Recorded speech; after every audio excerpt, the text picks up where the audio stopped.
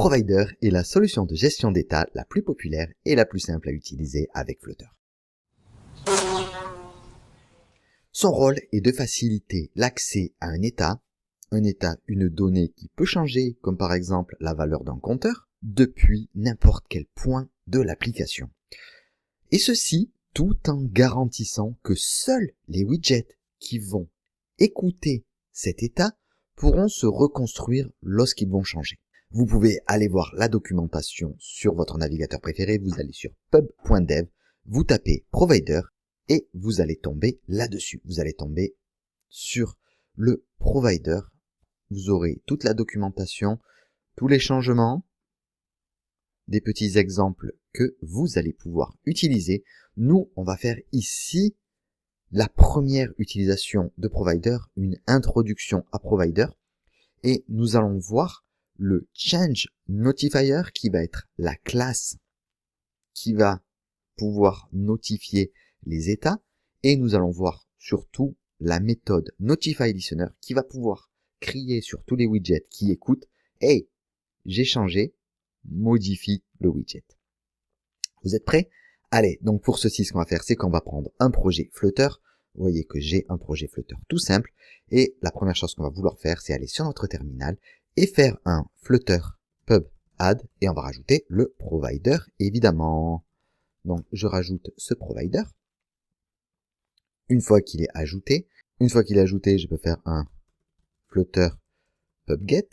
Et je vais pouvoir fermer et relancer mon application, histoire d'être sûr que notre provider va bien être pris en compte. Mon application s'est donc relancée, vous la voyez ici, et ce que l'on va faire, c'est qu'on va reprendre cette base pour que notre widget ici, avec notre increment counter, puisse être fait et refait avec provider. Pour ceci, donc, on a vu qu'on avait notre provider qui a été ajouté, on va avoir besoin de créer une classe, je vais tout faire sur le main, vous pouvez évidemment séparer la logique en créant des fichiers séparés. Ici, on va faire quelque chose vraiment de rapide et de simple.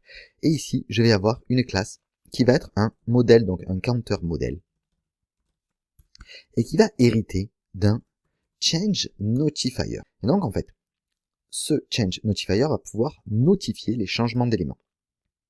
De quoi va-t-on avoir besoin? Étant donné qu'on va refaire ce counter, on va avoir besoin ici d'un int qui sera, on va le mettre en underscore, allez, count, et qui sera égal à 0. Étant donné que j'ai rajouté un underscore, on pourrait avoir un getter, donc int get count, et qui va me renvoyer mon underscore count. Comme ça, on a un petit peu plus de sécurité. C'est pas un in, c'est un int, évidemment. Et on va vouloir incrémenter. Donc, je vais avoir une méthode void increment où on va pouvoir ajouter un plus 1. Et dans ce void increment, je vais dire à mon count plus plus. Et ensuite, je vais faire un notify listener, notifie tout ce qui écoute ce change notifier, donc tout ce qui écoute cette classe. Mais comment on va l'utiliser? Il va falloir que quand on l'utilise, que dans notre main, ici, avant notre run app, donc à l'intérieur carrément, au lieu d'avoir notre constant myApp ici, que j'ai un change notifier provider, c'est-à-dire que je puisse fournir ce change notifier, cette classe change notifier. Vous voyez qu'elle appartient au package provider. Donc ici, je mets bien mon run app qui aura à l'intérieur un change notifier. J'ouvre, je ferme les parenthèses. Et à l'intérieur de ce change notifier provider ici, je vais avoir un create, donc une création qui va être void, qui va prendre en paramètre le contexte et qui va me retourner un counter modèle. Quand je crée ceci, j'ai besoin de renvoyer un child qui sera le myApp et qui va être donc cette base ici. Vous voyez que ici on a notre homepage qui est un stateful widget, mais quand on va utiliser le provider, l'avantage qu'on a, c'est qu'on ne va plus avoir à ajouter tout ce boilerplate avec le stateful, avec le state, donc notre état, le create state, etc. Ce que je vais vouloir faire ici, c'est donc je vais tout supprimer. Je fais attention de ne pas supprimer le counter modèle, ce serait ballot, hein. Et donc, je supprime my homepage et son state. Il nous reste donc plus que le myApp, hop, qui est juste là, notre run main et notre counter model. Pour qu'on puisse se servir de ma homepage, donc de cette classe qui est dans le home, ici, je vais la recréer. Mais je vais la recréer en stateless widget. Donc pourquoi en stateless widget? Tout simplement parce que grâce au change notifier et grâce à notre provider, on n'a pas besoin d'avoir tout ce boilerplate avec la classe stateful, avec sa classe associée state, avec le create state, avec le set state, etc. On n'aura pas besoin de ça, on aura juste à observer et à envoyer. C'est pas beau ça? Donc on va avoir ici un extend stateless widget. My homepage, elle va donc avoir une string title, final string title. Elle va avoir quoi? Une constante de construction, my homepage, avec le super.key et le required this.title.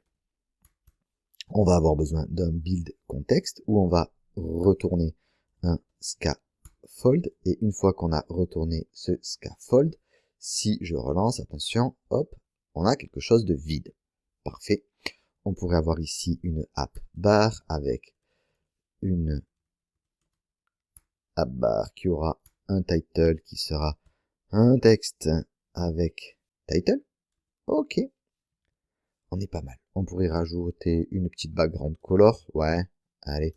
On va lui rajouter histoire de le thème. Point off contexte de color scheme. Point inverse primary. On va mettre. Voilà. On a bien notre Flutter démo homepage. On va sortir de cette app bar, on va créer un body. Dans ce body, on va avoir une colonne avec des children. Dans ces children, on va avoir un texte qui sera apprendre provider. Ceci, on pourrait le mettre en constante. Texte apprendre provider. Du coup, il arrive juste là-haut. On n'est pas trop mal. Ensuite, il va falloir que je puisse lire mon provider. Donc, si je veux lire mon provider, il va falloir que j'ai un consumeur. Donc, je vais avoir ici un consommateur. Le consommateur, il va consommer quoi? Il va consommer le counter.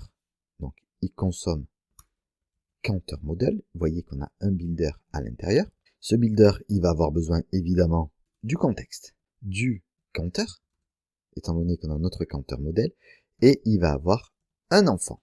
On va donc retourner ici l'enfant qui sera tout simplement un texte avec count, 2 points, et là je vais mettre dollar, mon counter, donc le counter modèle, point, la valeur, ce qui nous donne ici, apprendre provider, count, 0. Vous le voyez là-haut? Super. Ceci, j'aurais pu, pour que ce soit plus joli, le mettre au sein d'un center. Donc je vais prendre le center qui aura un child, je vais couper cette colonne. Donc je la prends, je la coupe et je la mets au sein de ce child pour que tout soit centré. Parfait. Je vais lui rajouter un main axis size qui sera le main axis size.min. On est bien centré. Le texte ici, on pourrait lui mettre un style. Je vais lui supprimer sa constante pour qu'on puisse lui rajouter un theme of context. Le thème .of context, .text theme, .headline medium, apprendre provider, et ceci, je vais le mettre, notre texte, on va lui mettre un text style, donc un style, qui sera un text style, et ici, on va lui mettre peut-être une color qui sera colors. Et on va mettre indigo, super. On va lui rajouter une font size, on va le mettre à 32. Et comme ça, il sera bien gros. On pourrait même ici rajouter entre les deux une size box avec une height de 45. On rajoute bien la virgule. Voilà, on voit bien. Et pour l'instant, on a réussi à lire la valeur de notre compteur grâce à notre consumer. Désormais, il va falloir que j'utilise, grâce toujours à mon provider, une façon d'envoyer des données. Donc ce que je pourrais faire, c'est sortir de mon center, ici. Une fois que je sors de mon center, je vais avoir un floating action button, qui sera un floating action button avec un onPressed et un child. Donc on a notre onPressed ici. Je vais juste ouvrir et fermer comme ceci. Et je vais avoir un child. Le child, ce sera un icon. Donc je vais rajouter une constante avec icons. Et add. Le classique, vous voyez qu'il apparaît en bas. Et pour l'instant, il ne fait rien. Ce que je vais faire dans mon onPressed, ici, c'est que je vais appeler le provider. Provider.off. Par rapport à un contexte, je vais ouvrir et fermer les chevrons avant, mais je vais lui déterminer que je veux bien que ce soit par rapport à mon contexte modèle. Donc, provider.off counterModel.context.increment.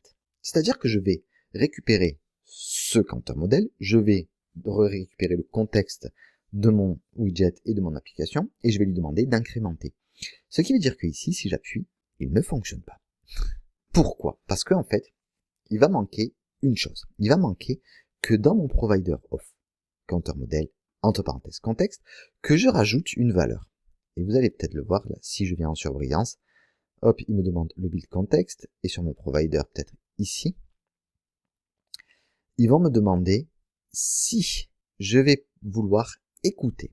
Donc ici, je vais faire listen false. Je ne vais pas vouloir écouter à ce moment-là. Je veux juste vouloir incrémenter. Donc désormais, si j'appuie, notre compteur, vous voyez, fonctionne parfaitement. Mais vous vous rappelez du titre de la vidéo, on avait la possibilité de sauvegarder les données aussi localement. C'est-à-dire que ici, si je relance, hop, on revient à 0. Ce qu'on pourrait faire, c'est rajouter nos shared préférences avec un petit peu de sauvegarde locale. Pour ceci, on va dans mon terminal, on va faire un flutter pub add. Je vais rajouter shared underscore preferences. Shared preference, vous le connaissez, c'est un package, c'est un des plus utilisés qui nous permet de sauvegarder des données toutes simples, comme par exemple des int, des strings, des booléens, au sein de votre application de manière persistante. Quand vous allez avoir votre application qui va se fermer et que vous allez la rouvrir, vous garderez la donnée. Donc je vais le rajouter. On pourrait rajouter ici un flutter pubget pour pouvoir obtenir la bonne valeur. Et enfin, je vais aller dans ma classe. Donc c'était dans ma classe counterModel. Et dans ma classe counterModel, je vais vouloir avoir une logique de persistance. Donc on pourrait avoir ici logique de persistance. Si on veut avoir une logique de persistance, on va avoir besoin de futur. Parce que, étant donné qu'on va sauvegarder les données, ça va pas être automatique. Il va falloir un petit peu attendre. Donc on va avoir un futur void async qui sera asynchrone et on va avoir save et on va avoir forcément chargé. Donc on va avoir ici un futur void underscore load qui sera aussi asynchrone et ça va fonctionner comment? Ici, je vais avoir un final prefs qui sera égal await shared preferences.getInstance. Je vais importer la librairie. Ici, je vais avoir aussi mon getInstance. Si je veux sauvegarder, je vais faire prefs.setIntCount, mais je vais vouloir que cette clé, la count, soit une clé qui soit ici, qui soit une final string. Et je vais appeler ça underscore count, que je vais mettre ici en tant que count, count key, hein, c'est mieux, allez, count key. Du coup, on va sauvegarder la clé en tant que count key pour que on n'ait pas d'erreur, qu'on puisse vraiment, si je fais un save ou un load, que j'ai pas à réécrire à chaque fois cette string. Et ensuite, je pourrais, au lieu de faire mon increment ici, attention, récupérer count ++ et ensuite faire un save. Et c'est ici, une fois que ce sera fait, que je pourrai notifier les listeners. Dans ma sauvegarde, Donc je vais récupérer mon prefs, je vais faire un prefs.getInt par rapport à ma count key ou 0. C'est-à-dire si on n'a pas de valeur dans ma count key qui existe, on va mettre 0. Et ensuite, je vais pouvoir appeler mes listeners. Ceci, il va falloir que je l'assigne. Donc, je vais le rajouter évidemment à un underscore count qui sera égal à prefs.getInt de count key. Super.